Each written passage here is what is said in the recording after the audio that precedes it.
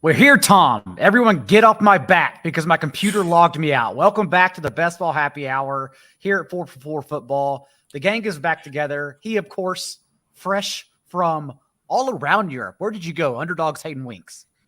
Barcelona first, then Venice. Then we were on a cruise. We went to Croatia, which was a fantastic. Greece, Italy. We did the whole thing. It was fantastic. That sounds amazing while I was doing 6 shows per week. And of course, also here joining us today for a Best Ball Mania draft, Tom. How do you pronounce the last name? It's Strachan, not Strachan. It's Strachan. Strachan. Best Ball _ UK. That's the point. That's where everyone needs to go follow. Also, the Fantasy Sanctuary. Is that your YouTube channel? Yeah, that's right. Yeah, we've got Dynasty over there. My co-host Rich does all the Dynasty stuff. I deal with all the best ball stuff, and we've just been plowing through redraft. Got loads more coming up over the next few weeks. It's, there's no time to sit back. It's time to get busy.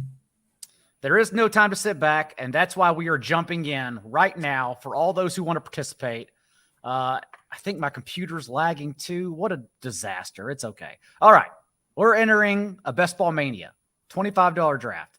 There are only 2-3 spots filled now. Let's pop it up on the site for everyone. Fantasy Football Garage is here.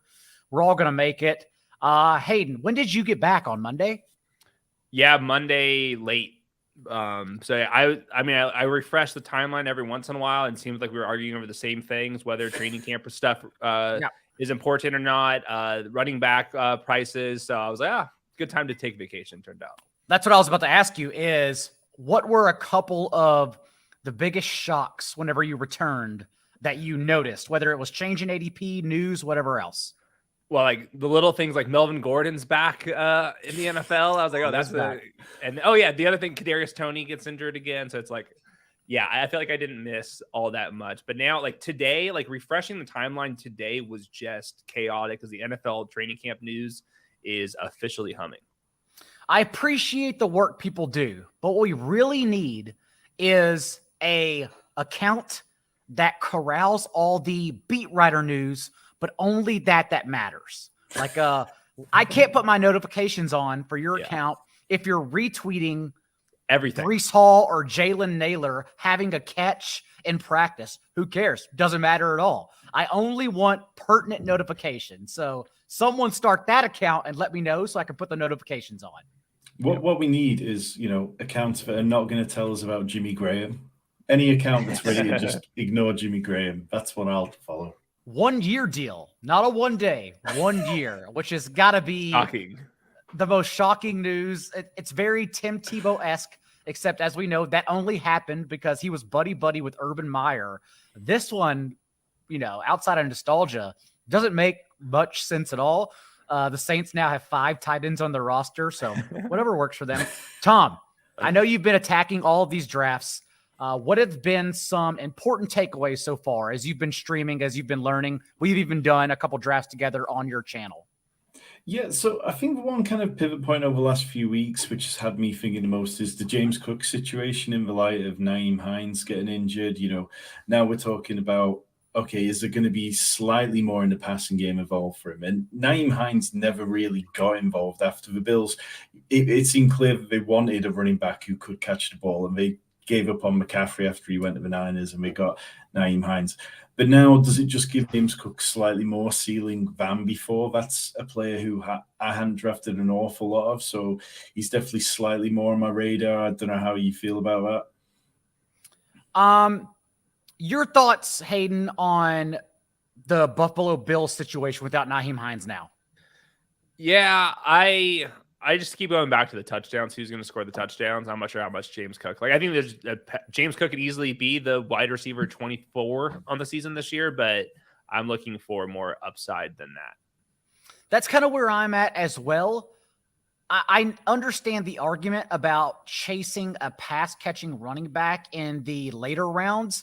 I still worry that James Cook's ADP, we'll be drafting from the 111 together tonight too to catch everyone up in the first week of training camp. I still worry that his ADP is going to rise a tad, and also the fact that he didn't receive a single carry inside the 5-yard line last year. I assume because everyone everyone on that coaching staff has already pigeonholed him as strictly a third or fourth down option behind Damian Harris and Latavius Murray. So I don't know. I don't think it's a player I really want to get higher on in half PPR leagues like everyone else. There's like a cohort of guys like Tyler Algier that goes after him who I actually think has chances to be like a difference maker. So I would rather just wait for that tier, the Devin Singletary tier, where like these guys can be like see 20 touches in a game. It would require an injury, but I would rather just like pay up for the Dameon Pierce range or just wait till the Tyler Algier range. Yeah, it's like the James Cook thing. It's like, it's interesting sort of speculating on his ceiling, but it's like if you didn't get him before and if he does start to get steamed up, that's definitely not a price I'd be interested in. I think it's something which I think a lot of people in redraft are going to talk themselves into, and it could easily be a trap. And maybe it just opens an active roster spot on game days for Latavius Murray, who might have been fighting for it before. And yes, this draft, very badge heavy. I didn't even notice that, but they just kind of piled in. Gosh, they just kind of piled in. 111, nothing new so far, though. Same old players going all over the place. I've seen Jamar Chase in the last 48 hours go in a handful of drafts 101 overall. I wonder if that's based on the T. Higgins tweet where all he did was post like an emoji, and now we may be going back to swirling trade rumors. I don't know. Well, he was on the field for practice today, apparently, wasn't he? So it's probably quelled it a little. Yeah, there's no reason Jamar Chase should go ahead of Justin Jefferson. Not actually in my rankings, I have Cooper Kupp ahead of Jamar Chase as well. I don't have to do that because you can sometimes get Cooper Kupp at 4th and even 5th overall. So I'll already be overweight doing that. We're using my rankings plugged in as well. So if someone has a problem, just let me know. They're not too far off ADP. I am behind on some players. I'm just starring guys right now. But Bijan at 111. I'm in on Amon-Ra or Bijan here. Your thoughts, Tom? Let's see. I mean, it seems like kind of an average room. I don't mind taking either Bijan or Amon. I think Amon's probably the player that's an easier click for me at the minute. I do have plenty of Bijan Robinson, but yeah, let's go Amon. I feel like you can get more interesting builds going with Amon from the 111. Hayden, any thought changes in the past couple of weeks if you've been sailing Europe to what we should be doing at the back of drafts? Yeah, I like Nick Chubb here a ton. I think Davante Adams, we've overthought him as well. But to me, Nick Chubb, like already probably projected for the most receiving numbers that he'll ever have. I think they're going to pass a ton more. And I think that Nick Chubb already was on pace for like over 50 receptions in that year where Kareem Hunt was sidelined due to suspension. So I think like there's a chance that Nick Chubb can be like a top 3 overall fantasy player. And I think that his floor is at the middle of the second round. So I think there's nothing but upside right here. Where do you come down on Davante Adams, Tom, in drafts right now? Since we did receive word that Jimmy Garoppolo is healed, it sounds like he'll be out there soon at training camp. And thus now everyone is slowly increasing Adams' ADP. I think Davante Adams is one of those players who I kind of struggle with. And it all comes back to Jimmy G, who, you know, he's a difficult player to be on board with even when he's healthy. You know, I mean, what we had from Derek Carr last year, he was a player who he'd push the ball downfield, but Jimmy G's never really been that. You know, he ranked 40th in deep ball completion rate last year among quarterbacks with 50 or more attempts. And, you know, Davante Adams has lived downfield. He's had at least 27 deep targets per season over the last 3 years, whereas Jimmy G, he's never got much above beyond 30 per season. So it's really kind of difficult for me to think about that. But it's very easy, though, to see the idea that Davante Adams has to come back to the line of scrimmage and then just picks up a lot of easier targets and really gets there on volume. So I'm struggling to get there and be overly aggressive on Davante Adams, but he's somebody that, like, when I was looking back at my exposures over the last couple of weeks, thinking about how I really want to go heavy in the next few weeks, Davante Adams is somebody that I want to be at least 5% for the rest of the drafting season. I agree. My issue is that I have, regardless of Jimmy Garoppolo's health, I have Amon-Ra St. Brown ranked over him. I have CeeDee Lamb ranked over him. Maybe that's right. Maybe that's wrong. I don't know. We are nitpicking since I have them all in the same tier personally, but that's why I'm not getting so much Davante Adams, not because of anything going on in the swap from Derek Carr to Garoppolo. Hayden, where do you stand with the recent Adams news? Well, I think he's one of these like first ballot Hall of Famers who we don't appreciate until probably they retire. We like refresh his box scores and be like, wow, this guy's peak for the last couple of years has been like almost unprecedented. So I think he's just like an underrated football player, which sounds kind of crazy, but like to me, he is just right there with Justin Jefferson still even last year. And I think that the deep targets is going to come down and that will dramatically change his touchdowns. But I think that the volume is going to be there, like Tom was saying. So just give me the much better player in Davante Adams. And I didn't see a sign of decline at any capacity last year. I think like when you talk about Davante Adams, it's like at this point in drafts, you're talking, for me, he's the last player who I feel like could get to be wide receiver 1 if everything went perfectly. You look at Devonta Smith, Chris Olave, T. Higgins, and I can't quite get there on any of them. Possibly T. Higgins if Jamar Chase missed the entire season. But like Davante Adams, it wouldn't surprise me if he just became a complete volume hog. He got there on touchdowns, which made up for the fact that he didn't get quite as many downfield targets as he was getting under Derek Carr and Aaron Rodgers. But yeah, for me, that's where wide receiver 1 territory ends. Would you typically be handling the back of drafts, Tom, like we're doing right now? Or have you preferred to lean wide receiver, since sometimes we still are seeing Breece Hall and a couple other, Jahmyr Gibbs, among those tier running backs fall to the 3rd, 4th round turn? Well, I think right now is a really interesting point to be drafting because you've still got Josh Jacobs, who's going to be falling there, and you've got Ramondre Stevenson, who occasionally falls because there's this kind of question of whether the Patriots are going to add someone. So I'm quite just relaxed about the first 3 rounds. I feel like the way the draft board and ADP is setting up that this year, you can do whatever you want in the first 3 rounds and figure out the structure, the stacking options, and everything else from then onwards. I know he hasn't stayed healthy or done anything of his career, but Hayden, the drumbeat is getting louder for Ty Montgomery. I'm just saying, and I'll back away. You just can't. You have. Simply cannot. I have in a few drafts, but you simply it is getting louder. All right. This is who I have starred here, but I'm listening, Tom, if you have other thoughts. No, Keenan Allen, somebody I keep clicking. I feel really confident about him and the Chargers offense this year. I think he's going to see a lot of volume. Keenan Allen over Amari Cooper, Hayden. I'm fine with either of them. I personally have Calvin really higher than both, but I think this is to me, this is a fun tier. I think I'm okay missing out on the Amon-Ra's and getting into this tier because I do think there's a big difference between Jahmyr Gibbs and Nick Chubb in fantasy. Okay. In this case, then you would rather go Jahmyr Gibbs than draft one of these wide receivers. I don't really like Jahmyr Gibbs. Okay. So we're looking at a wide receiver, and if we're starting Keenan Allen, I think I'd rather Tom start setting up.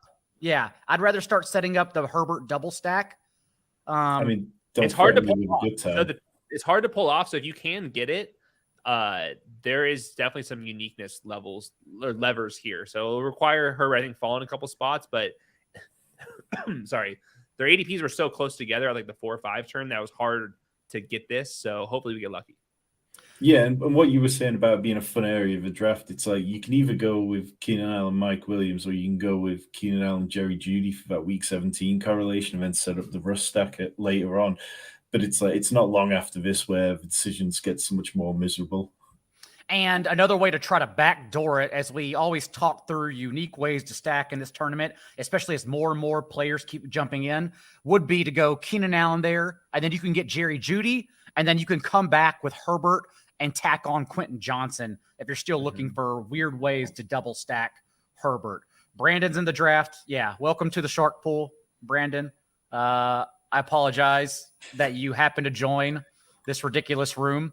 Derek has a question for you, Hayden, about Chris Olave and your outlook on him. Yeah, I just don't think that he's anywhere near a second round pick. He was fantastic last year, and he was like the wide receiver 30. And the reason why is touchdowns. And it goes back to the Saints, one of the most conservative offensive play calling that we've seen in a very long time. It's with the fourth down aggressiveness. It's with pace. It's with pass rate. I think Michael Thomas is healthy. I think that actually matters. Michael Thomas wasn't half bad last year. It was only a couple games. Chris Olave was a pro-ready receiver, fantastic in the ways that he does win. He's a fantastic player. He's not going to be a volume guy like someone like Amon-Ra St. Brown is. I don't think the Saints are going to be that good in the red area, and they do so much trickeration and bullshit down there that I just don't see Olave like being a statistical guy. I see him as more like a fourth-round pick, and he goes in front of all these running backs I just love, like the Ramondre Stevenson, Breece Hall, Josh Jacobs, Saquon Barkley. Like, give me those guys. Those guys actually have a chance to be top 5 overall players. I continuously update not only the rankings we're using here live for everyone for all the 4-4 subs, but also my best ball tiers. And I have Chris Olave and Jalen Waddle in a tier behind Garrett Wilson. I couldn't put them up there because I agree with you. I don't think they fit in that top 10 wide receiver range, especially if we're looking at Chris Olave having a higher floor, but perhaps he doesn't reach that ceiling with Derek Carr. And then Jalen Waddle to lead the league in yards per catch on only 76 catches, when that offense is not 1A, 1B Tyreek Waddle. Mm-hmm. It is Tyreek Hill on an island in his own, like having a 32% target share from Tua, and then on the field with Tua as well. Jalen Waddle's target share dropped all the way to 22%. Just worlds of difference. So I agree with you. I want those players in a completely different tier, and I want to treat Garrett Wilson, Davante Adams completely different than those guys. Yes. Tom, your thoughts? Yeah, completely. I mean, what you talked about with yards per route run, Olave was elite, like 4th best sort of yards per route run rate of a rookie since like the year 2000. But the Saints they seem like a team that are just going to run the ball slowly. They're going to not be up there into sort of total plays per game. And it doesn't feel like it's going to be the prettiest offense. And when it comes down to the fine lines of the elite players, I'd just rather lean on teams who could play fast. And I don't think the Saints will. We did not pull off the Herbert double, but we still have 2 Chargers wide receivers. No big deal. When it comes here, I think, well, there goes Deontay. So that's 1. We can try to swing Geno doubles. I was thinking that too. I also love Dameon Pierce and Miles Sanders in this range. This is earlier than their ADP, but those guys project so damn well. Gosh, Tom, I think go with Seahawks. Yeah, I think I'm on team JSN. I'm not sure. I keep going back and forth with this one. We're nitpicking. I'm on team Lockett. What I really should have done, though, with Rand, and maybe we'll win this round anyways, but what we're really trying to do in these situations is ask who is most likely to get left on the board. And JSN's name is sexier than Tyler Lockett's. So I probably should have drafted him first, understanding I was going to get Lockett. But here it is anyways. But, okay, so sell us, because this is the dead zone, really, Hayden. Or at least that's what ADP qualifies it as. So sell us on Sanders and Pierce, even though in this case, I'm still going to go JSN. I'm sorry. This is when I don't have an elite quarterback, I'm really starting to think about which quarterbacks I'm going to be getting. And I don't want to drop down too much further than like the Geno Smith tier. So like, even though I like Dameon Pierce, usually my team's kind of set up differently. Like in this case, like we need these doubles and we need Geno Smith to be a legit guy. With Pierce and Sanders, well, number one, with Sanders, he got paid a ton of money. That offense, I think, is going to be very balanced. I think it's going to be leaning on to Miles Sanders. Their backups are really bad. Like Chuba Hubbard, I don't think is very good. It's like Raheem Blackshear.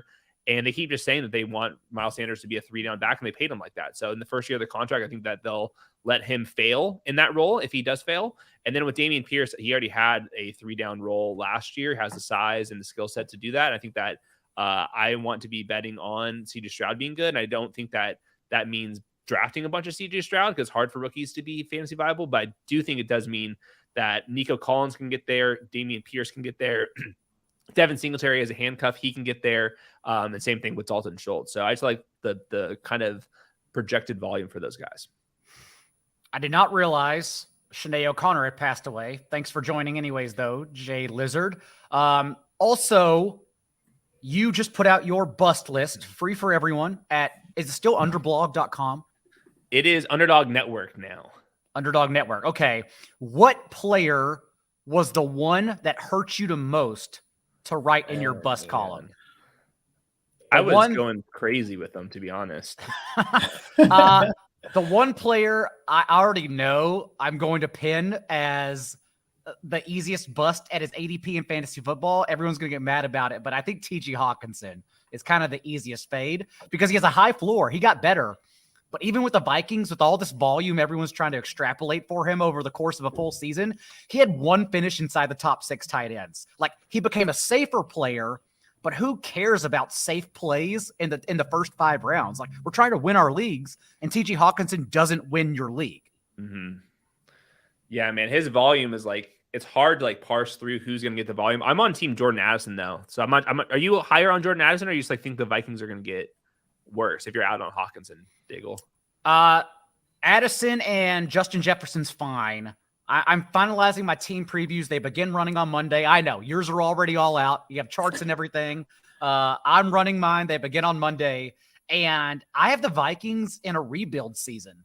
I quietly think they're a sneaky alt under team. Whereas like this is the last year Kirk Cousins doesn't have guaranteed money on his deal. I bet they just move on, honestly, at the end of the year. So there's this range of outcomes that no one's discussing where Kirk Cousins is just benched in the second half of the season to see where this team can go. Damn. Who's their backup right now? Their backup quarterback? Well, that's the issue, is that they have basically no one. I think it's Nick Mullins. Oh, shit, Daigle. Yeah. You better rearrange this thing. If Nick Mullins is the quarterback, too. And that rushing quarterback. Kellen Mond? No. He may still be on the team. So this is what we need in week 17, is it Jordan Addison and Kellen Mond? Who was that? Who was the BYU like rushing quarterback? From this last year? Jaron Hall. Yeah. That the Colts did like extensive work on, and it was the Vikings who drafted him. That's their backup situation right now. Yeah. As Derek says, Trey Lance is just actually the backup. That's a good take right there. I think the Vikings offense is too good to reset. You know, like Justin Jefferson's going to single-handedly take over some games. I think Addison and Hawkinson are the good number 2 targets on your team. Yeah. So, yeah, I think Kirk Cousins like at this point, like underrated. I think by the time he was just so bad last year, even for fantasy. He was such a floor quarterback. By the time that they're out of it, I think it's going to be past the trade deadline. I think, yes, they got so fluky. Like you look at all the factors like in DVOA on offense last year, and the amount of games which they got huge out of luck. It was crazy. But I do think that they've got enough that, with Green Bay particularly being probably in a complete rebuild this year, that you look at the Vikings and what's going on in that division, they can probably limp past the trade deadline before they really decide to go fully into the tank and get to that sort of like 10th pick overall next year. I see your comment, DKB, about the mic. It's something we dealt with last night when I was streaming a live draft. I don't know.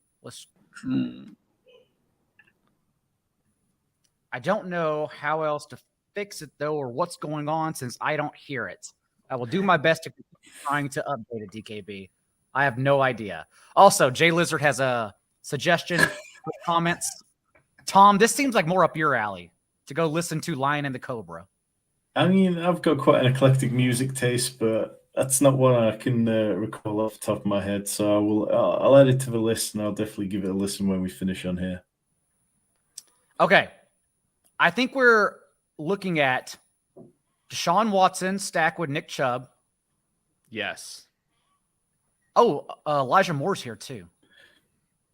I would go Watson. I think we need quarterback more than. I think we can push it around the corner, though. You look at the team after us; they've got a quarterback already. We could take more and then go. That's true. Oh, you're right. That's Sorry, fine. Tom. That's my fault. That's a astute note. And Jacob, what do you think? Just straight up, David Njoku makes more sense on our team. Like we have 5 good wide receivers. Like Elijah Moore, like sure he'd be nice, but like David Njoku's a baller himself. Like would we want to just wait for the next round and grab Njoku, or do we think that Elijah Moore is worthy of this pick regardless? I'd be good. We'd be pushing it. We'd be pressing it with David Njoku, but it's about that ADP. The only thing is he is literally next up in ADP, so he's a very noticeable player. Are there any running backs you like? I kind of like Dalvin Cook. James Conner's still there. I'm fine with those guys. So we have James Conner. We can press it, or Elijah Moore, Rashad White as well. Your thoughts, Tom? In 3 seconds. I would default into the start, but James Conner's completely fine. He's a player who I've taken plenty of this offseason. I think it's very easy to see a big projectable volume for him. And, outside of Keontae Ingram, what is there? Like, I don't know anyone who's drafting the Cardinals backup running back. And yeah, this Cardinals offense might not be pretty, but we saw Conner was useful even with Colt McCoy last year. And when Kyler Murray was out there, and by all reports, Kyler Murray's doing at least as expected at this point in his recovery. I don't even know who the third string running back is. Yeah, behind Keontae Ingram. That's why I think we just keep on all drafting him. Yeah, and James Conner, his cap hit is like one of the highest on the entire team. And he's like a locker room guy.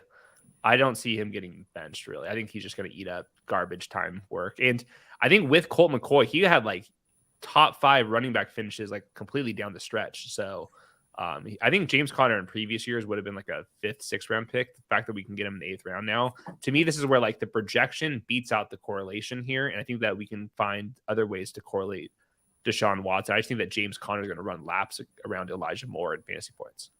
Yeah, I mean, James Conner from week 9 onwards last year was a top 5 running back on 4 occasions. Like, he was only outside the top 15 on 1 occasion. So if we get anywhere close to that kind of production at this point for what, like a 9th round pick, 8th round pick, all aboard. Mm-hmm. Right now, we are just crossing our fingers that Njoku comes back. We can always find Jets for week 17 later, even though Corey Davis, we've talked about this in the past, Hayden. I keep on tacking on Corey Davis in every 17th and 18th round. Just seems like an obvious one. Yeah, just if you sort by how much money they make, and if they play in 2 wide receiver sets, he's the guy that sticks out like a sore thumb. And now Corey Davis makes more money than Aaron Rodgers this year, right? Yeah, dude, that Aaron Rodgers contract is so out of control. But good for them. It seems like they're very happy over there in New York. They are. We'll see. We'll see how he performs. Yeah, it's going to take a second rejuvenation in his age 40 season. Like, it's volatile. Dig, what was I think you said it was like Rodgers is like on a 22 game streak of not having 300 passing yards, something crazy like that. That wasn't my stat, but I like that stat. That's a good one. Last year he only had 1 finish inside the top 10 quarterbacks. Like, he was a floor play, just like Kirk Cousins. Yeah. He's these guys that don't win your leagues, not only because like the offense didn't have enough volume, but also he doesn't add anything with his legs anymore. That's the entire quarterback 2 landscape this year. And that's why I keep going back to the elite quarterbacks. Like, there's no Justin Fields sitting in the middle of the quarterback 2 market this year. Like, you got to pay for it now. Yeah, because I'm betting on Kenny Pickett a lot of the time, but he also doesn't add anything with his legs.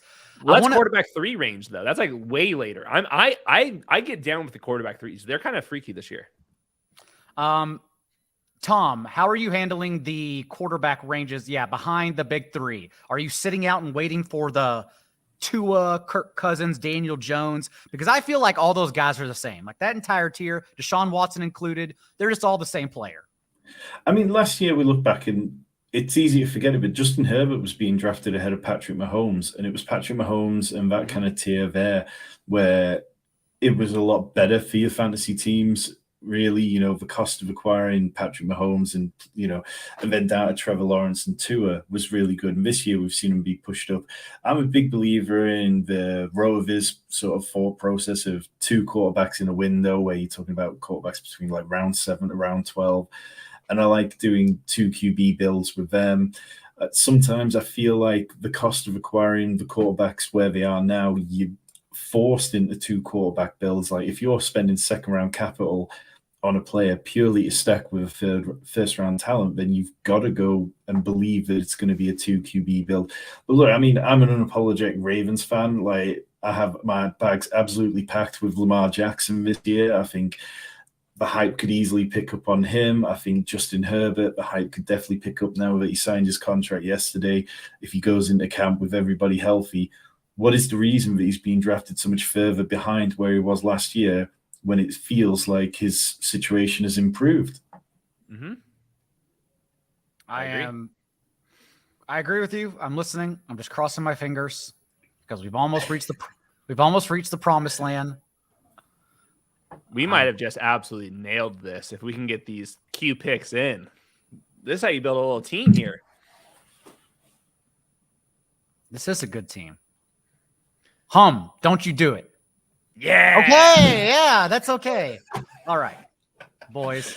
The Eagle has landed. Rand has one quarterback. And I think we have blockers. Oh, yeah. We got lots of blockers. We're chilling. Lots of blockers. We are good. It's always more comfortable when there are players ahead of ADP, so people just can't quickly look and tap the top guy. Yeah, the reason why I like this team is I think the easy answer right there is always just like Elijah Moore, and everyone just thinks correlation. But to me, correlation's still behind projections, and there's not the next person on your team has to be the correlation piece. Like, we can still add Donovan Peoples-Jones later. Just quickly, Gino has the same bye week as Deshaun Watson. Is that, will we do 3 QB? Or I'm fine. I feel like I would be fine if like our 18th round pick is Ryan Tannehill. That's doesn't really matter to me. Diego, what do you think? Works for me. Yeah, between that and I guess the only two players really in that range who actually have the rushing upside and could sneak into like the fringe QB, like the high-end QB2 territory, are Ryan Tannehill and Sam Howell. For whatever you think about Sam Howell, he is a rushing quarterback. So he's the only one who could get up there. Hayden, as you whisper in your brain, Jacoby Brissett's going to play. Never Sam Howell.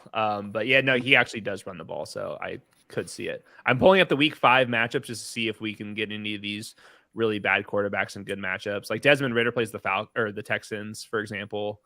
Okay. We'll figure it out. I like where your head's at. Titans play the Colts. So if we can get Ryan Tannehill really late, Ryan Tannehill was going undrafted for a large chunk of BBM. I think that he's not the worst pick right now. Okay. We also, the way we set it up, we don't necessarily, we probably need 7 receivers on this team since we have 4, since you have a double stack with the same bye. Or what if we just eat the loss since Nick Chubb and both quarterbacks go in week 5? What if we just eat the L in week 5?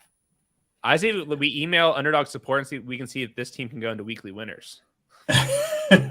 This is a good weekly winners team. Everyone's on bye in week 5. Maybe we just go 2 quarterbacks and just suck it up and say we're going to score a lot of points, but not in week 5. Unfortunately, I've run the numbers, and the difference between cashing and not cashing is usually about 15 points on average for your league. And that's about how many points a quarterback scores. Even the quarterback 3s average like 14, 15 points. So you're basically saying, like, I'm for sure going to come in first place, because the difference between second and third place usually is that third quarterback or not. Okay, so we're going to have to start thinking about Titans players to correlate, like a Tajay Spears or Chigo Conquo in this range with Ryan Tannehill.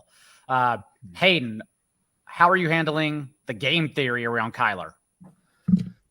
I mean, he wasn't even that good last year as a fantasy quarterback, and that was with DeAndre Hopkins and as when he was running. Like, if we have concerns that all the running backs in the first year coming back off of ACLs don't run as much and aren't as successful as, I can tell you for a fact, the franchise quarterbacks are going to be extra cautious with that. I don't know. Even if he's out there sooner than we expect, like the Cardinals, Daigle, when we're doing our implied team totals on the week, the Cardinals are going to be 30th, 29th, 28th every single week. Like, it's going to be very hard for me to rank Kyler Murray as fantasy quarterback 1. I think that a lot of people are kind of like being like, well, if he comes back early, he's a fantasy quarterback 1. I'm not sure if he is. I think he's going to be more like a quarterback 2, even when he is healthy. Even when he was healthy last year without everyone, because he never really played a full game with all of them. He was the QB 10 in points per game, right? Yeah. And he was like the 6th quarterback in rushing points and QB 10 in points per game. So yeah, because of the situation, it's not the best. And I don't know. It seems like everyone's coming around right now that he will return early. So I feel like I'd rather just take my stance and say, okay, well, maybe if the Cardinals just suck in the first 5 games and they are bringing him along slowly, maybe they actually don't play them, especially if everyone's taking the other side of that stance. Yeah, I mean, he's averaged 6.8 rush attempts per game over his career, and he's also had 0.4 rushing touchdowns per game. So, like, so much of his fantasy production has come from the rushing game that if you're reducing that even slightly because of the ACL, and then if you're considering that last year he just wasn't as productive fantasy points wise, and now you've taken DeAndre Hopkins away from it, it's really easy to just see a bad scenario for him. And the fact that he's going to be learning a new NFL offense for the first time in his NFL career, when he's not exactly famed for his work ethic at the same time as trying to recover from an ACL injury. Like, there's plenty of red flags. He's somebody that I'm kind of okay sitting about 5% exposure to. Try to be unbiased, Tom, when asking, how are you handling Mark Andrews, Lamar Jackson stacks? Because sometimes it does require you passing on Mahomes, Allen, or Hurts if you're trying to squeeze it in. I think it's something I don't mind doing occasionally, but the good side of things is under this Todd Monken offense and the way that we're thinking about Lamar and this offense this year is where Rashad Bateman and Zay Flowers and even Odell Beckham and Isaiah Likely go. You don't necessarily need Andrews for that stack, so I don't mind passing him up sometimes and just trying to push it and get both. All right, 2 running backs. What are we thinking here? This is who's on the board. Man, I like freaking Jamal, man. We like Jamal? I do for this team. He's been if we go he's Jamal, been dipping a lot lately. And then if we get Chiggy on the way back, then that'd lend itself to the Tannehill stuff that we were talking about before. So definitely Jamal feels like the better player for this build anyway. I am good with Chig on the way back.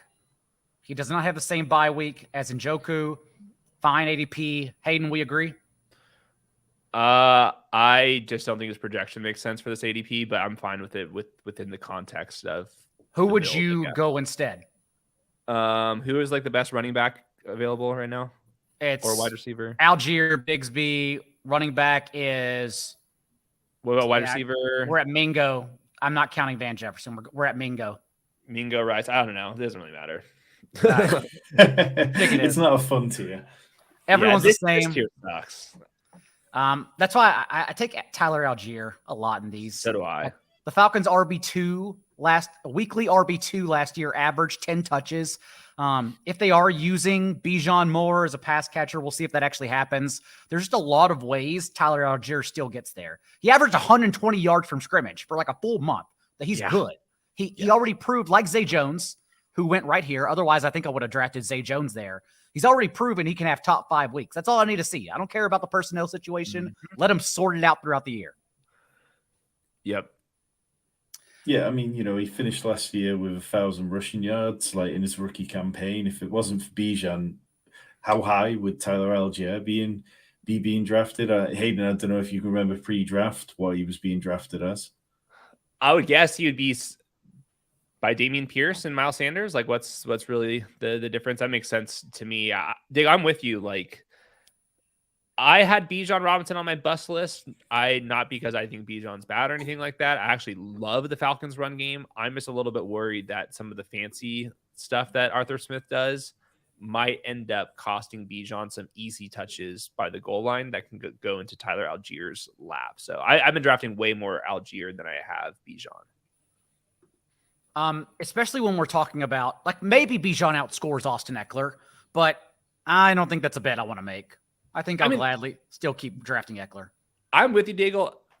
I think now this era of fantasy football, it's like, I know you're supposed to project forward and like that's what we're drafting for, but at the same time, you know how hard it is to have these Austin Eckler seasons the last couple of years? Like, Bijan could be a Hall of Fame level player and never have these Austin Eckler seasons. Like, it's just so hard. Same thing like Derrick Henry. Like, Derrick Henry's finished 1st and 4th overall in fantasy points per game over replacement of the last 2 seasons, and now he's a 3rd round pick. I mean, at some point, just like let's just draft what happened last year. Genji was in the chat last night too, and he was also screaming for me to draft CEH in the last round. So no matter what format, no matter where we are, Genji's drafting CEH and promoting it. Sadly, so am I. Which I don't hate. We'll still see when Isaiah Pacheco removes the yellow non-contact jersey. We'll see if he's actually used in the passing game more, which I don't think he will. Jarrett McKinnon on a 1-year deal, so I don't hate CEH. I've made worse picks. I mean, when you're talking about practically free at the end of a draft, there's far worse picks out there. On the comeback, though, still 3 running backs here. We'll probably need, we can be done at tight end if we'd like. Need a couple more wide receivers, and then we're stacking running backs along the way. I like this team a lot. Have you thought about Nick Chubb in the same team with Jerome Ford or Jamal Williams and Kendry together? Kendry doesn't make it, but I'm curious. I think it's fancy play syndrome with Nick Chubb. Like we just need Nick Chubb to be Nick fucking Chubb. Right. And even an inkling more of pass catching work, which I would assume has to happen. Yes. I can't quantify it, but it has to happen. It's not going to be Jerome Ford stepping in for Kareem Hunt's sprinkling of touches. Like Jerome Ford's an amazing contingency option. Mm-hmm. Yeah, I mean Chubb's averaged like 24 targets per season over the last 3 years. It's not exactly something which it's hard to imagine with a team, the coaching staff which have been around him are suddenly going to be. The problem we've had over the last few years is we didn't throw to Nick Chubb enough. I mean, yeah, I think Jerome Ford's going to hoover up plenty of that. All right. Jonathan Mingo, Roshan Johnson. I think those players are, we have Kenneth Gainwell. I think those players are really in our range here. Devin Singletary. Thoughts? Mingo goes. I like Devin Singletary the most personally, but yeah, I'm in on Singletary. I think this offensive line in the Houston team is going to be better than expected. Gosh, you are killing me with Singletary, but I'll pick him. That's fine. It makes sense. He's just so boring. Yeah, he is. And I mean, if Dameon Pierce gets injured, of course, Devin Singletary steps up and he gets 20 touches. He's just so boring. Like he doesn't do anything well, but he does everything okay. Well, the good news, Daigle, is now in this era of fantasy football, pick the most boring, slow-paced players, and then all of a sudden you get Josh Jacobs seasons, James Conner seasons. All the true. Boring guys are the guys that get the best picks now. Okay, well, this is where we're at. I kind of like Marvin Mims since we have the Charger stack without Justin Herbert. But if you prefer Tajay early or Kenneth Gainwell, I'm listening. I'm fine with all these plays. Unless you see something else here, Hayden. I don't think you do. No. We're not drafting Foreman. No, I like some players down the board. I like more potentially. I like Isaiah Hodgins in this tier a lot. I'll take my chance with him as the every down guy over there. To me, I like Marvin Mims, but it's too crowded. There's 4 guys, and they're going to run 2 tight end sets. They're going to run the ball a ton. I just think it's going to be very hard for him to get there. So I think I like Tyjae Spears, where you drafted him. Okay, well, that's where we got. We drafted him a little bit early, but again, if we are going a third quarterback to not eat week 5 entirely, we are definitely looking at Ryan Tannehill coming up probably in the next round. And we have Singletary as a little week 17 stack as well. So that's okay. I don't hate it. Chico Conquo as well.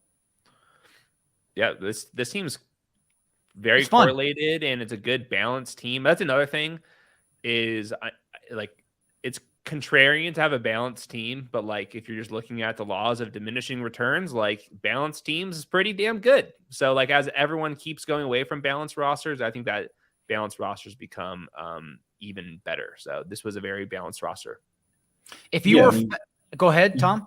I mean, you look back at the teams that did well in BBM 3 and BBM 2 and BBM 1, and it's obviously a large chunk of the teams drafted are balanced teams. And, we've gone a long way away from BBM 1 where hyper fragile 2484 builds were really good, and 24 9-3 builds were good. But I think there's a lot to be said for when you're drafting at this point when there is uncertainty, just leaning into balanced builds. And if you want to get more unbalanced and more fragile as you get closer to the season, then that definitely feels like something I'm on board with. And as we look down the board here, 15th round, who have you been sneaking in, Hayden, now that everyone's kind of taking the same sleepers here in the last handful of rounds? Yeah, I'll just make my case for Hodgins since I just brought him up. Big player, was very good down the stretch in the NFL playoffs too. So when people are looking at their Pro Football Reference stats and only looking at the regular season, they're not properly assessing what Hodgins did down the stretch when it mattered most. I know he didn't get paid that much, but that's because he was I think it was an exclusive rights free agent. And there was no bargaining option for Isaiah Hodgins. I think that he's going to be an every down player. They have 19 slot wide receivers. They have 2 outside receivers. I think Hodgins is one of them. And if you're just looking at this offense is too good to have their number 1 wide receiver this late into the draft. I think there's a lot of injury risk with Darren Waller as well. So I just need Hodgins to do what he did down the stretch last year. And I think we are eliminating Jalen Hyatt based on OTAs, working with the third string. Again, it took Cedric Tillman getting out of the way in Jalen Hyatt's final year, and he was very good. Like 1,500 yards, Blitnikoff Award winner, 14 touchdowns, pretty awesome. But just absolutely nothing for his first few seasons. 500 yards total, 4 total touchdowns his first 2 years until Cedric Tillman got injured. Just wild. I think he was also about 130 pounds those first couple of years, though. So it took a little time to put on some weight. Tom, what about your favorite late round picks here? I'm still going to be overweight on Hunter Henry. He's been one of my favorite guys. Yes. I mean, I definitely like Hunter Henry. I've been taking more Curtis Samuel lately. I mean, last year he started the season with I think it was 18 PPR points per game over the first 3 games because Carson Wentz was just checking down to him so much. And I just think about an offensive coordinator like Eric Bieniemy. You look at his time in Kansas City, and he made plays for players like McCall Hardman or Kadarius Toney. And when I look at the Washington offense, it feels like there could definitely be an interesting role for Curtis Samuel. So he's somebody that definitely, whilst there's no particular hype about him or no real reason to be trying to push him up draft boards, I'm kind of fine taking him at his ADP, and he quite often falls past it. We are now coming up. We have blockers between Bryce and Brock Purdy, so I'm not worried about Tannehill getting drafted here. Gosh, I think we need wide receivers. Or I would be fine with Zamir White, or like Davante Parker stands out to me. Running back or wide receiver? Okay. Because I think we're going to have to take, unless you want to press Tannehill. I think we can press Tannehill. There'll be. I think we can, yeah. I mean, it doesn't have to be Tannehill either. It can just be anybody that will start in week 5, really. If that's the case, then I vote Zamir White here. Same. Yeah, that makes sense. I mean, I think when you're talking about, okay, we just need some player to play in week 5, we don't necessarily need the biggest correlation or the biggest stack to carry us through it, as long as we've got active bodies that week, so we're not taking zeros. We don't have any Jacksonville's players, so I'm not worried about correlating Chuba Hubbard. Yeah, let's go ahead and go Zamir. I want to be correlating Chuba Hubbard. That's how you win DPM 3. I correlate everything. It's always on the back of my brain. It's insane that this is where we're at, where we're correlating Chuba Hubbard instead of just being like, hey, this guy actually might be good at football and might project better. Well, here's the thing. Chuba's not good at football. So exactly. we gotta find ways to draft him. Yeah. And we draft him via if I have Evan Ingram or not. That's it. God damn it. So did Josh, by the way, I saw Josh mention that he was moving. Did he move places in Brooklyn? Yeah, he moved within like the same-ish neighborhood. Yeah, he just got done moving. But still paying like $10K per month for a studio. It's Don't ask him about that. I've heard. Oh, New York. Everyone instead needs to move to Tom. What area are you again? So I live in Gateshead in England, which is near Newcastle in the northeast, and it's very affordable housing. Let me just say that. What time is kickoff there? So Sunday kickoffs are at 6 p.m. local time for me, which is perfect. I've got young kids, so it's like basically a parent all day, get to the evening, do all my parenting duties on a Friday and Saturday evening, let my wife put the girls to bed on a Sunday, sit down undisturbed for pretty much till 1 a.m. And then I catch up on the Sunday night football when I get up on a Monday morning. So, I mean, it's difficult. Like, I rarely watch Monday night football or Thursday night football live, but it's fine. You get up at 5 o'clock in the morning and skip through the adverts, watch them all before you go to work. It's a very different experience. But like for me, when I've been in America on game days, I find it so weird just getting up and that the games are pretty much on TV straight away. And I don't have all day to deliberate about my DFS lineups and all my different lineups and my rosters. Well, I got news for you. It's difficult to watch Sunday and Monday Night Football live, even when you're in America and trying to turn around columns and podcasts. So just actually get used to that fact you don't watch primetime live. Oh no, I'm fully much in just enjoying the next sort of 6 weeks of life before the in-season content grind is completely different to the off-season grind. I mean, this year I've probably wrote more columns between the 3 sites I've wrote for, as well as my own YouTube channel, and it's been a bit crazy at times. But in season for me can often be right until 1, 2 a.m. in the morning, and then going to sleep and getting up and going to the day job. Welcome to the life of football. The part people don't see is me on Sunday night trying to turn around the entire league by Monday afternoon, and up until 5 a.m. and then scheduling tweets out because I have to sleep through those tweets. Like if I don't schedule the tweets, I will just sleep through everything. Scheduled tweets are a lifesaver. They help us all out. They save the world. Okay. And I am going to take Liam's suggestion. Liam, who was on the show a couple weeks ago with all of us. I've been renaming these teams on who's been on them anyways. But as Liam suggested, what he's doing is just only paying out people that help draft if it makes the finals. So if this team makes the finals, and I say that because I like this team a lot, Tom, and, well, I don't know if I'm supposed to say it out loud. Tom, at least, you will – at least, Tom, you'll get money. You'll get money under the table. It's all into the fund of get me back to America to draft on Underdog again. Yeah. You can go buy a house with the $40 we win, getting last place in the final round. Yes. All right, we lost out on Ryan Tannehill. Mac Jones is still here, though. Dude, Mac Jones, Hunter Henry stacked around this thing. Nothing sounds. Devontae Parker. Do we have Parker? Dude, this might be a better team with Mac Jones and Hunter Henry. I dare them to let that happen. We've got a 3 QB, 4 QB, and a 2 QB team ahead of us. So, all right. So we're definitely good at running back. We're sticking with these 6. Yep. Do we want the third do we want Hunter Henry, or do we want? I kind of like Shakur or Corey Davis. Do you think Hunter Henry, who scores more fantasy points straight up, Khalil Shakur or Hunter Henry this year? Hunter Henry. So Hunter Henry, we're looking for flex spots. Henry gets like 6x more touchdowns than Khalil Shakur. Yes. Right. Okay. My whole thing is I think all these tight ends right now just project better straight up than a lot of these. Then I think because Rand has Trevor Lawrence and CJ Stroud. Let's go Hunter Henry right now.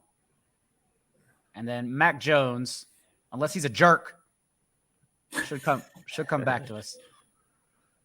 Otherwise, we are going naked Sam Howell. What could go wrong? Dude, this team is – I mean, we put together this team. You should go to Europe more often and come back. I feel refreshed. What happened, I was like on the way home on the plane, I was like typing up some columns, and I kept forgetting players' names. I was like, who is the Lions running back that they just drafted? Like, I was like writing him up, and I could not remember his name. I like took 2 weeks off, and I forgot everything. But I'm clear now. You got a taste of the better life. Boys, I think we did well here. Mm-hmm. So, Amon-Ra, Chubb anchor, double Chargers without Herbert, double Seahawks with Geno, Deshaun Stack with Njoku, and Nick Chubb. We have Jamal Williams for starts, Chig Okonkwo for even talking about week 17, Chig, Tajay, and Devin Singletary, and then Mac Jones double stack with Zamir White. I think that's fun. I think it's a really nice team. And when you look at it, it's what, 2-6-7-3, which was when TJ Hernandez, a 4 for 4, he put out that like they had the highest playoff advance rate over expectation in that build. So it's a build that we know is good. We, got 3 stacks. We got the bye week covered, which looked to be a problem. And it's probably an uncommon build because of the amount of players who are on a bye week. I think it's a team that looks really good. Hayden, what are you doing with the Chiefs receivers? Because this is what we're seeing lately. Justin Ross, Richie James. Richie James, I felt like should have been in your pool anyways, just like dart throws in the last round. But how are you handling everyone? I wouldn't draft Kadarius Toney now because I think that eventually Sky Moore is going to have a higher ADP than Toney by the time we're done with this because Toney's not going to practice until at least week 1. So I'm laying off Kadarius Toney now. I will be buying a bunch of Kadarius Toney towards the end. I think I just keep drafting MVS and CH. Give me the hyphenated players if I need stacks. You don't have to have figure out the wide receivers. I think I would rank them like at cost. I think I'd go CH, MVS, Rashid Rice, Sky Moore, and then eventually Kadarius Toney will mix them back in. Wow, CH first. Rand actually was listening, but was kind to us and allowed us to have Mac Jones as he starts 3 wide receivers up top, takes the dip on Bijan, which at that point, yeah, of course. Dobbins, Trevor Lawrence with Calvin Ridley. And I think he took Zay Jones later, right? Yeah, I remember him taking Zay Jones. It is Allen Lazard, QB2, CJ Stroud, because you had Nico and you had a couple Titans players as well. Yeah, I think that's another team, Rand, that is really it's like not sexy, but again, it's just structurally sound, which is all we're trying to do right now, in my opinion. And then I know Bleeze is in the chat too, another badge bro with us. Starting Justin Jefferson, Derrick Henry dip. Yep, I have Derrick Henry, Tony Pollard, Ramondre, Barkley, all those guys. You just take one of the dips. Does start with Mark Andrews, stacks DJ Moore and Justin Fields. Let's go. And then he has Jefferson and Jordan Addison. I'm assuming you grabbed Kirk Cousins unless you got poached on it. Nope, Kyler Murray. Okay. So double Vikings, Treylon and Michael Thomas, another Saints player in Kamara, Rondale, Algier, Kyler, Ford. I think that's a good team too. Really good team. That is, elite tight end, but then 2 last rounders just in case. Leonard Fournette, we think Leonard Fournette's going to be the first one to sign among Dalvin Cook and then Fournette, right? It doesn't seem like anyone is interested at all in revitalizing Zeke's and Kareem Hunt's careers. I mean, I just don't know anymore because after Melvin Gordon signed, I wouldn't be surprised if Darrell Henderson ended up being the next running back to sign. Like this running back market is so completely unpredictable that it could be anyone signing for any team, and I just couldn't guess where it's going to be. I just assumed Gordon and James Robinson signed first because they were asking for $3 million less. And they were like, we don't want to pay. Everyone has already said, we don't want to pay running backs. We are not giving you $5 million. And then, so tack on $200K to James Robinson to have him come over. Dago, where do you think Zeke lands? Is he a Cowboy? Let's be honest. He is a Cowboy. Let's be honest. Like, let's just be honest with the people that are listening. It makes so much sense. It is. He's a Dallas Cowboy. It is the definition of a breakup or divorce, and the other person keeps texting. Like the fact he even texted Tony Pollard this morning, wishing him good luck, and Pollard talked about it. It's like, dude, the team lets you go. They released you. Get away. Stop haunting all of us. You were done. It's annoying. That's the thing, though. You can't pin him anywhere but Dallas. What if he just out of the league? No, he's too good. He's still too good to be out of the league. But he's not. Yeah. I think they think he's good enough to be in the league. Yes. But you go back to Todd Gurley that year where he didn't sign and everyone was like, he's too good to be out of the league. And he had the knee issues, but then it creeps further on. And it's like, well, is actually anybody willing to pay him what they think? And then eventually you just hit that stage where it's like, they're just out of the league. If I had to guess right now, doing that, being that because of the off-field issues, and his play has declined. So I think if I had to pick one that's out of the league, my guess would be Hunt. Yeah, if I had to guess, Dalvin Cook is next up to the Jets. Then I think Fournette. Then I think Fournette signs with the Patriots, and then Zeke. I guess would be Cowboys or dark horses Bengals, and that's all I see, honestly. I mean, the Jets now must have cleared some cap space with this Rodgers thing, so it makes sense if they really are trying to load up and make sure they have all the depth that they need. I know Jeff Wilson and Raheem Mostert are on 1-year deals, but man, the Dolphins are also just trying to force it, and I don't quite know why. Like they have enough there depth wise, but they're just keep on trying to hammer something else home. Dalvin to the Miami makes too much sense to me. That I think they need him. Those three backs are so mid. Yeah, like we need to stop pretending that like Jeff Wilson Raheem's like an actual thing. The only reason I'm now drafting Mostert is because if you do start Raven stacks, you can't get any equity anywhere else with the Dolphins. That's why Durham Smythe, the ship tracing bros have increased Durham Smythe's ADP. That's what we're all doing now. We've all gone crazy. You know that Lamar can just have a 40 burger and the Dolphins score 18 points. It does happen. Or it could be 30 degrees in Baltimore outdoors in December. What about that? And we just don't do anything. Mm-hmm. Tom, tell everyone where they can find your work. Yeah, you can find me on Twitter at NFL_T-Strack. Got loads of work coming out on Fantasy Pros over the next month, written work, video content over on YouTube at the Fantasy Football Sanctuary, at the Fantasy Sanctuary even. Redraft, Dynasty, Best Ball, DFS, we've got it all. Loads coming down. Just be sure to hit the subscribe button over there. And thanks for having me. Hayden, now that you're back to the real world like the rest of us, tell everyone where they can find you. On Twitter's, I guess find me on Twitter for now, Hayden Winks. YouTube, Underdog Football Show with Josh Norris, doing a bunch of shows. We're going to be doing so many videos in the next couple of weeks. Very excited for it. 48 hours left on the early bird special for 4 for 4 as well. 25% off. The cheapest it's going to be from August on. So now is the time to get in for the waiver wire projections and everything else if interested. So until next week when we're back with more friends, be a little bit kinder. What's required. We'll see you next time.